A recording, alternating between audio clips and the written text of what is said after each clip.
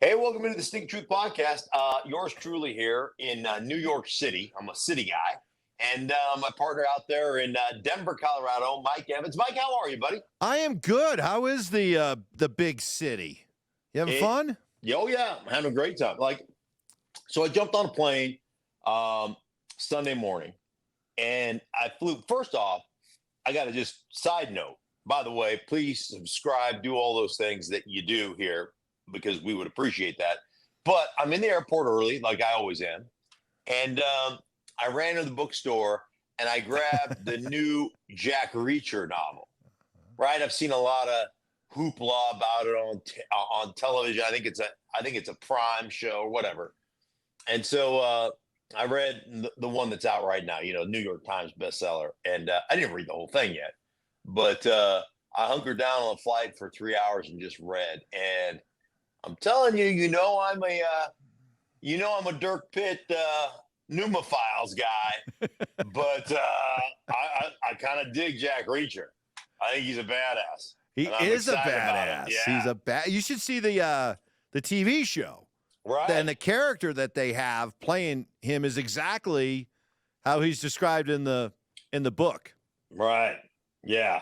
So anyhow, I gotta tell you, I'm just really impressed that you're reading a book that when you open it up, pictures don't pop up. I know. I'm very impressed. Yeah. All right. I mean, it doesn't happen very often, but I thought, it's time to, do some reading. So anyhow, I stopped in Jersey. My producer, my Fox producer, game producer, Barry Landis, picked me up. We went to his house. His wife ordered us Italian food, and we housed Italian food and watched the games. It was a blast. And then I had a car service pick me up and take me into the city last night from Jersey. It's about a 55-minute drive. I'll tell you what, it was awesome. The afternoon, it was fun. It was great. But it did leave me scratching my head about several different things about this weekend in regards to the AFC and NFC championship games, respectively. Well, let's start with Kansas City and Baltimore. We'll go in order. And what stood out the most when it comes to Kansas City and Baltimore? Was this a game of are you more impressed by the way the Chiefs won it, or more disappointed in the way the Ravens lost it? I think I'm probably more disappointed about the way it went for the Ravens. And, we've been talking about this, and, people have talked about the legacy game for Lamar, right? And, Lamar, he's not a drop back guy. Lamar, he's not a win from the pocket guy. Lamar, hey, man, he's rectified that. The maturity of Lamar, he can win from the pocket. I told you, all the I told you soers out there. And ultimately, when you look at Lamar in the playoffs, I think teams have the same perspective. Make him beat you in a drop back game. Make him beat you from the pocket. And we'll see. We'll take our chances with that. And I thought Kansas City did exactly that. I thought even when they brought pressure, and they were talking about on the broadcast about all the blitzes they're bringing, I clarify this, like there's two different things. There's a dog, and then there's a blitz. A dog is bringing pressure, but it's bringing pressure inserting the fifth guy into the rush. So that to me is not a blitz, because we've got 5 blockers to handle your 5 rushers. So I think depending on where you come from and how you cut your teeth, we would call that, where I come from, a dog. We're bringing a dog, right? So we're bringing pressure. And I thought a couple things. One, when Spagnuolo from Kansas City, when they brought pressure, even when they got the pressure, it was interesting to watch them basically settle down and not just shoot their shot. Even if they got a free runner, I felt like it was a free runner. What we're going to do is we're going to get to the quarterback, and about 3 yards from him, we're going to start chopping our feet and getting ourselves prepared. And I felt in doing that, they kind of constricted the pocket. Now, there's still a couple times he got away where he slipped underneath a Drew Tranquil, and spun out and, throws a touchdown pass. But for the most part, I thought the way they developed a cage rush and essentially squeezed him down. And one thing I noticed in this game, Mike, is that when that happened, Lamar took his eyes off the downfield targets and dropped them to where is my escape lane? Where is this rush coming from? And I think that ultimately that's exactly how you play Lamar. You make him drop back and beat you from the pocket. You play zone behind it. You make him throw layered routes. And frankly, it's the one thing he doesn't do exceptionally well. Now, that said, I thought Todd Monken, their offensive coordinator, I thought John Harbaugh for this matter, I think they started counting possessions. So you think about Kansas City drove down, scored a touchdown. Lamar came back. They matched it 7 for 7. Then they drove down another. I mean, it was a ridiculously long drive. And by the time they scored their second touchdown, they're up 14-7, Kansas City this being. There was 11 minutes left, 10:56 left in the second quarter, and Baltimore had one possession. And that, to me, was the big difference maker. They had one possession, and they started going, shoot, Kansas City's going to get the ball in the second half. They get the second half kickoff. And right now, with 11 minutes left, we may get 2 more possessions in this quarter. So going in to the third quarter, we're going to have 3 total possessions. What are we going to get? If Kansas City has the ball and they've just driven it twice and extended drives and scored on us, if they get the ball and do it again, like, this game is over. And so then all of a sudden you stop doing all the things you've done all year.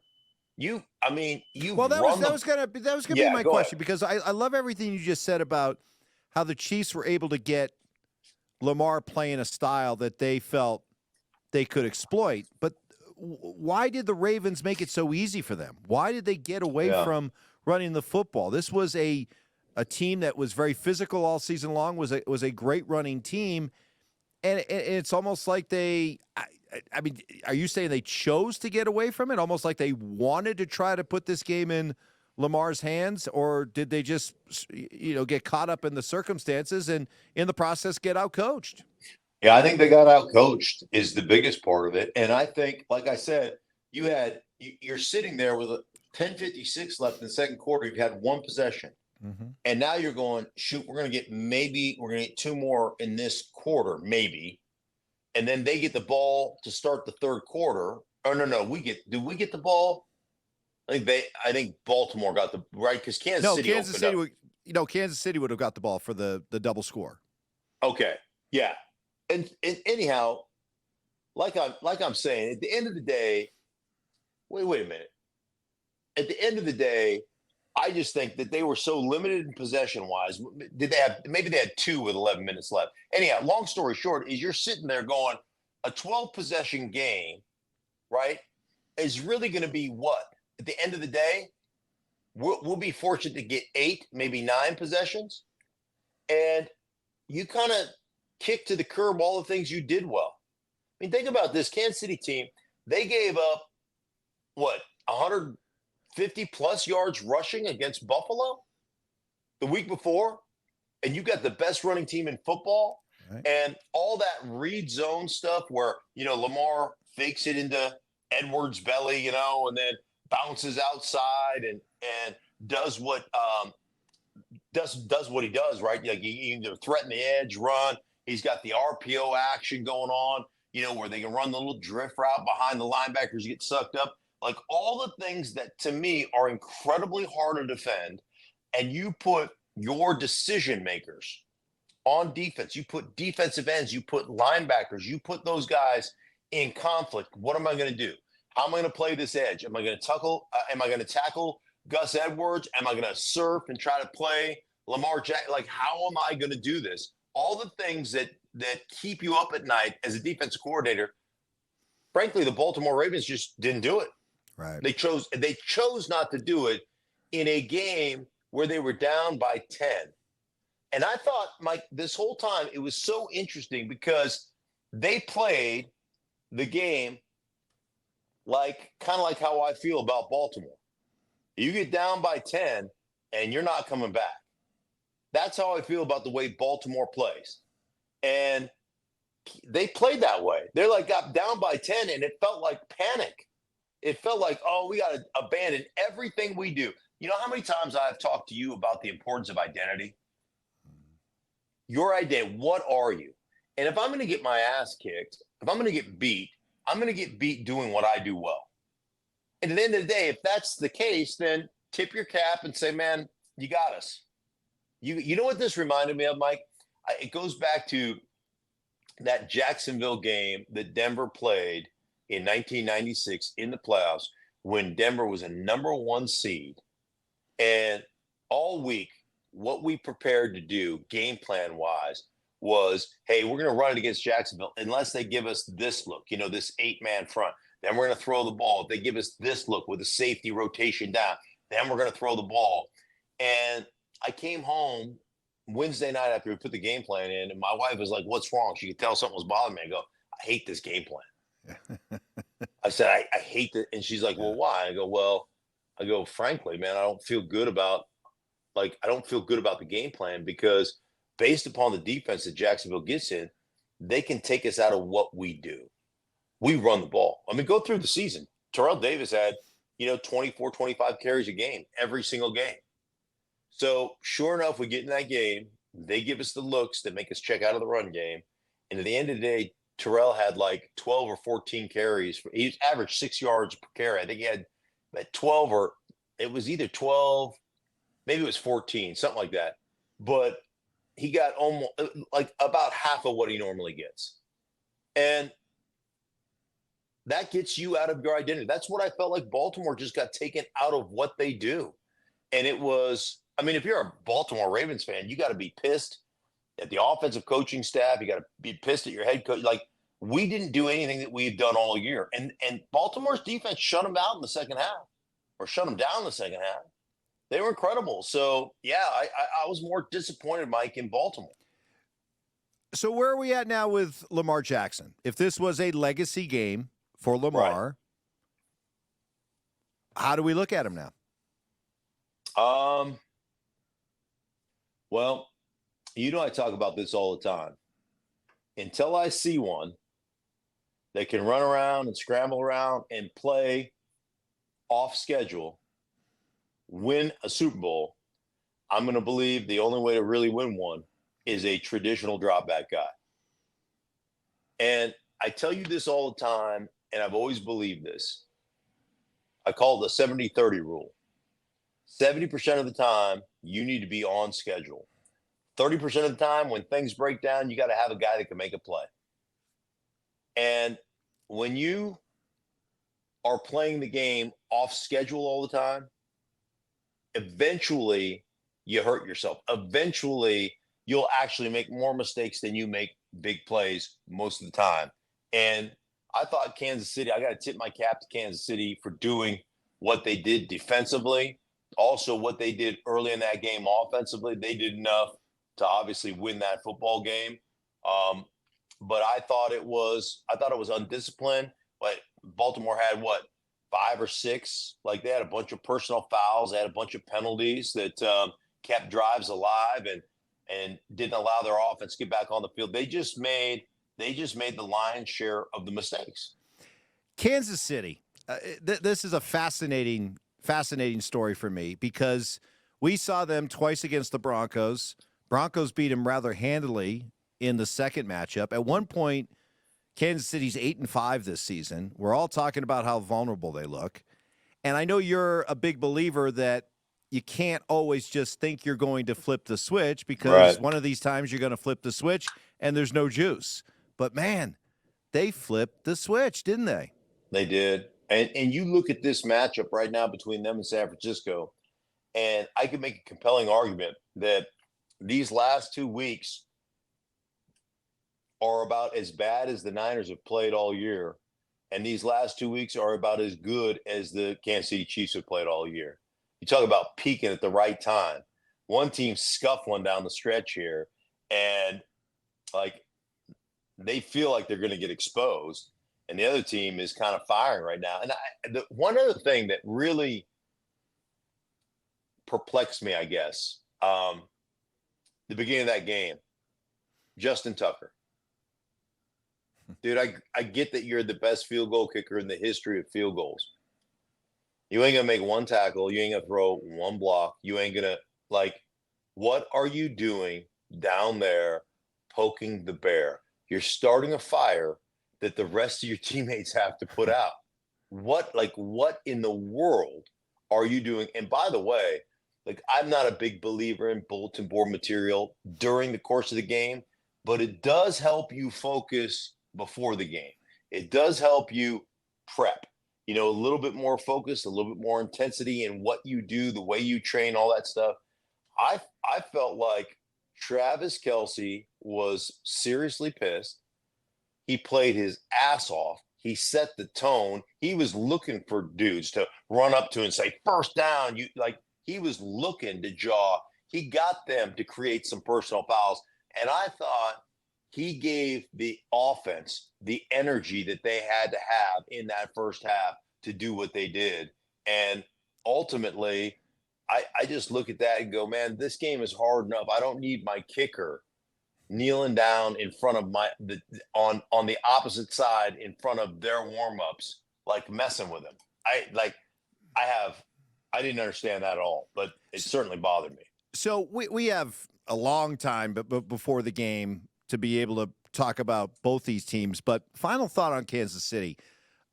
Defensively, what makes this team so good defensively? Because let's be real here. This is a different Kansas City team. Still very successful. They're back in the Super Bowl, but they're doing it a different way. And let's not kid ourselves. The MVP of this team is Steve Spagnuolo in this defense. Patrick Mahomes is great and all that, but this team is where they're at right now because of this defense. So what makes this defense? How do you describe it? What's the secret sauce? Well, I think, one, all three levels of this defense are really good. I think they've got players on all three levels. I think the secret sauce for me is, and I'm going to go back and tell you kind of the way the Broncos were constructed in their championship run defensively. So when they won with not the Legion of Boom, excuse me, that was Seattle, but the no-fly zone. 2015, your ability to play disruptive coverage, to bump, to run, to disrupt routes, to reroute guys, and be in their hip pockets. To do that throws the offense, the timing and the rhythm of the passing game off a little bit. And because they can do that on the back end, they've got two guys in Chris Jones and Karlaftis who are really good players.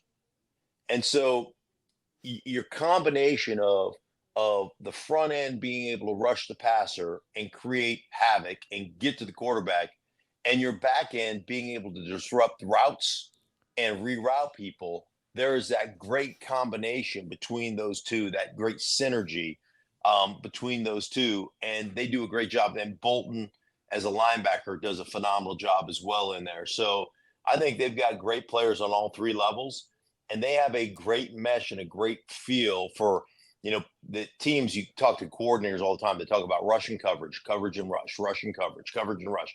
When you can do that in unison and you can complement one another, you've got a really good potential defense. And that's what they have done exceptionally well, and why Kansas City, frankly, is going to represent the AFC in the Super Bowl.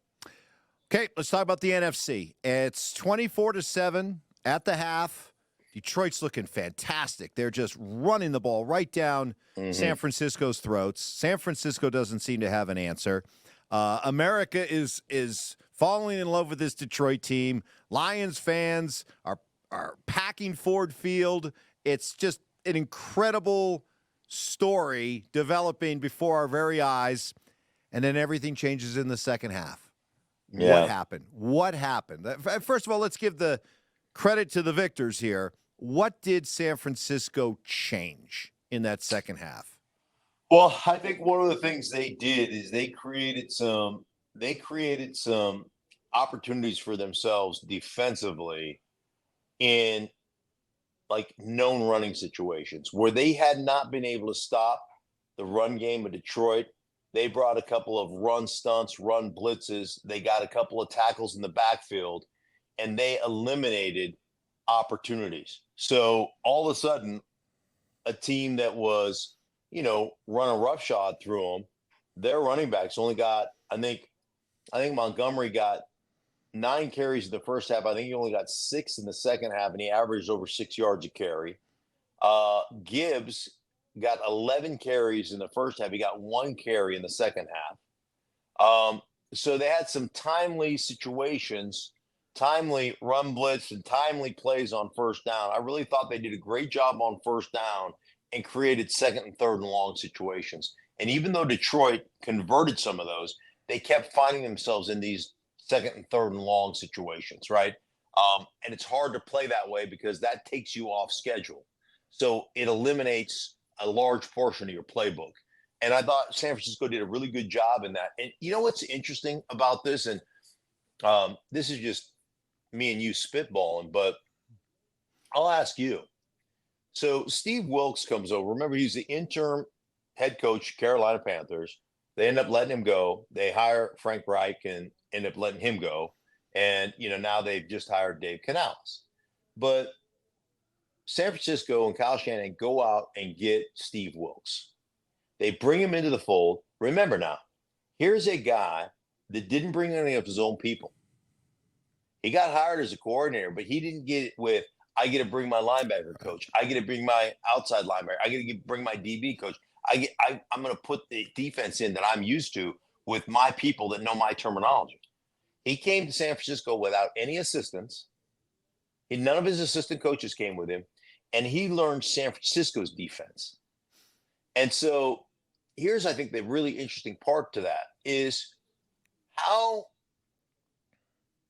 adept are you when you're calling somebody else's defense, when things don't go well, of changing things up, of making it your own. And frankly, Mike, that defense has been so good all year that he hasn't had to make a lot of adjustments, right? That offense has been up. They've been up on people, I mean, I make a living picking San Francisco and giving the points. Right. I mean, that's, it's like a joke between you and I. Like, how many times has he had to go, my defense isn't playing that good. I've got to make some adjustments.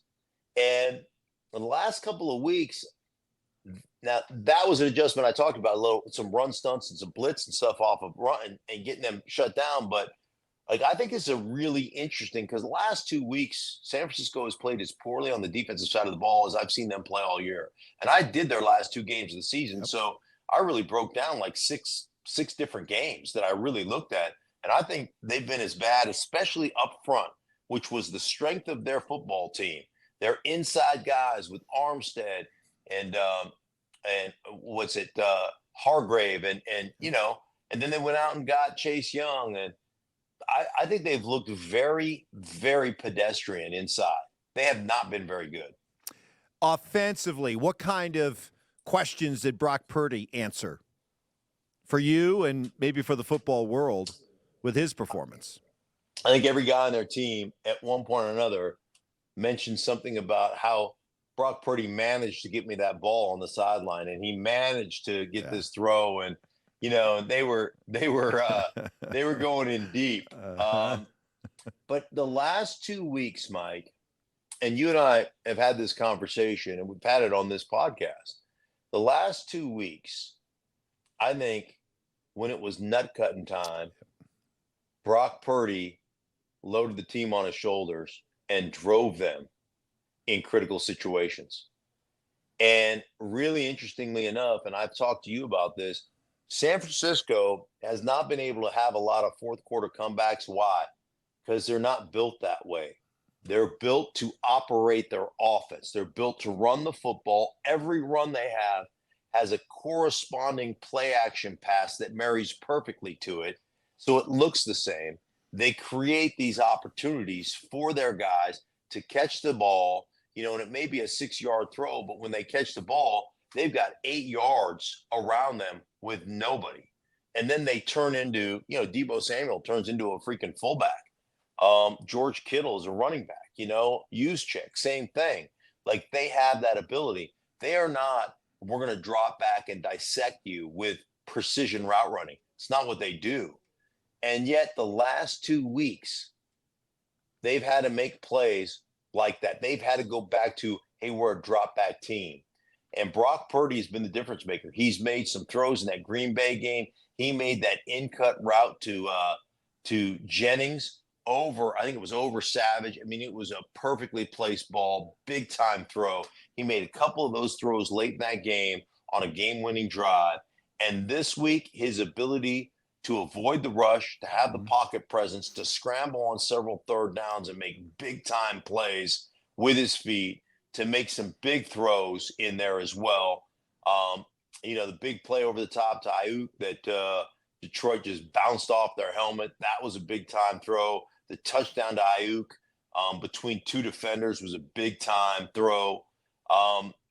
Like in nut cutting time, that dude has shown up. And so you could say, if you want to continue to say game manager, you'll be like game managing yourself right to the what happened mode, because he'll get you. That dude's a trained killer now.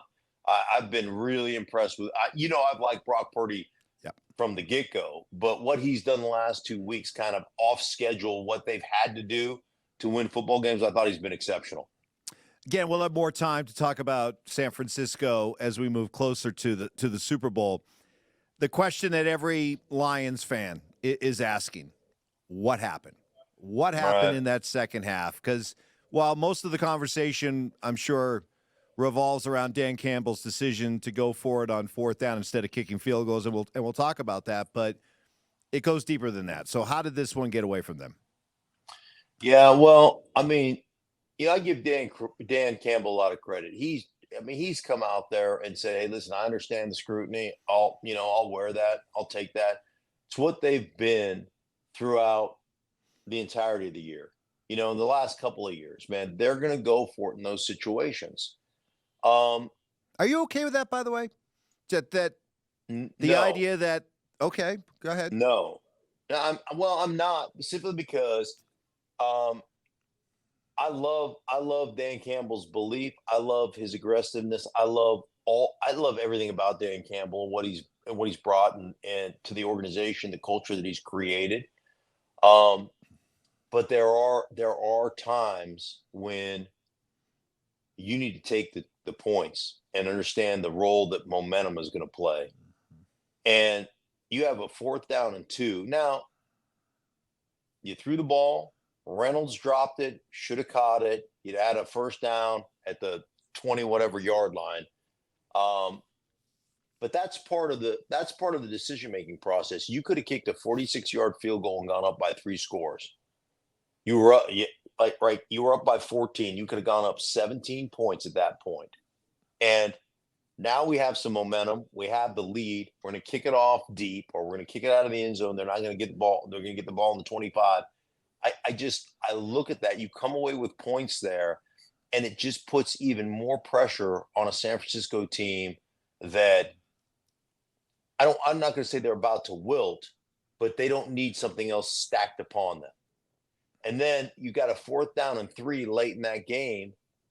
It's 27-24 ball game, and you choose to go for it when you can kick a short field goal, and tie that thing up 27 apiece. Like, I just don't understand.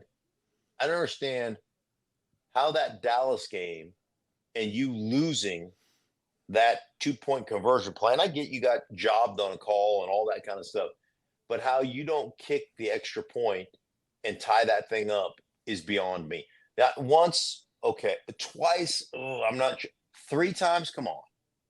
And that was another situation to me where I get it's what you've done all season long, but don't fall victim to your reputation of, hey, I've done this all season long. Let's change it up, and let's tie this thing up, and let's take some points.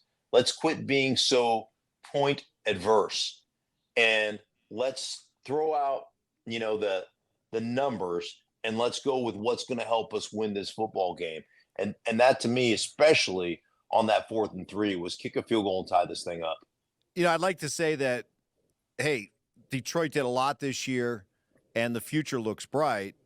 But then again, this NFC Championship game was their first appearance in 30-plus years. So where is the guarantee that they get back to this level? Heck, Dan Campbell, after the game, he shared with all of us that his message to his team was, guys, there's no guarantee that we come back and build on this. Right. I thought it was kind of an interesting choice of words after such a gut punch loss. Yeah. But I think that to me was Dan Campbell saying we got to come back. We're gonna have a target on our chest. We got to come back and work even harder to get back here than we've done so far. So buckle up, because that's what it's going to require. The other thing is he's not lying. I mean, it's hard. And you think about your own division. Green Bay, there's nobody that played quarterback any better than Jordan Love did from like week 12 on. They've got a young, like all their receivers are in their first or second year.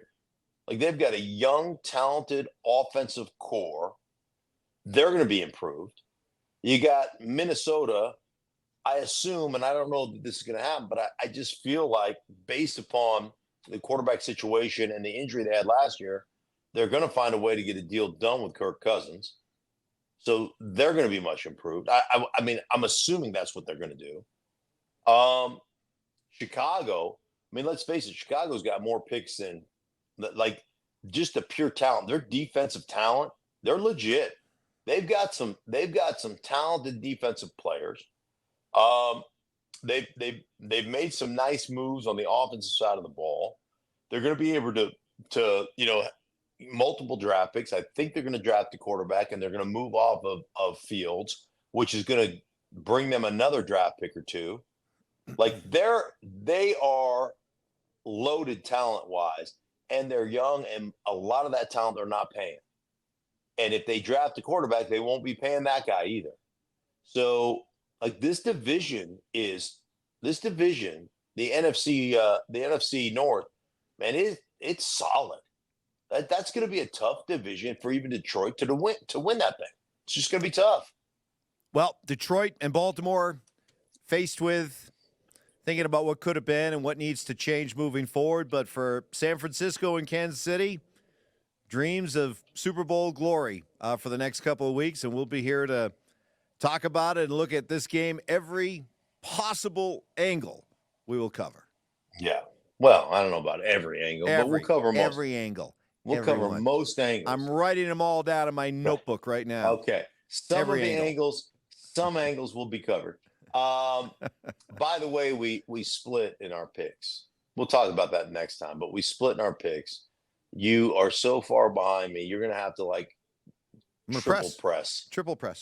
Can you triple press? I don't know what that means. What I have to put up. I don't know what I'm on the hook for, but I'm ready to go big. Go big or go home. Okay, we're going to do that next time. Hey, for everybody involved in the Stinkin Truth podcast, for Mike, I am Mark. We appreciate you, and we'll be back with you later on in the week. Hey, for everybody involved in the Stinkin Truth, we thank you so much. Thank you for watching. If you enjoyed the video, please make sure you don't forget to give us a thumbs up, subscribe to our channel for more content just like this. If you want to see more of our videos, you can also be sure to check out our playlist. Let us know exactly what you think in the comments below. We appreciate you guys so much for being a part of that. Don't forget to follow us on social media to stay up to date on our latest updates. Links are in the description. Thanks again for watching, and we'll see you in the next video.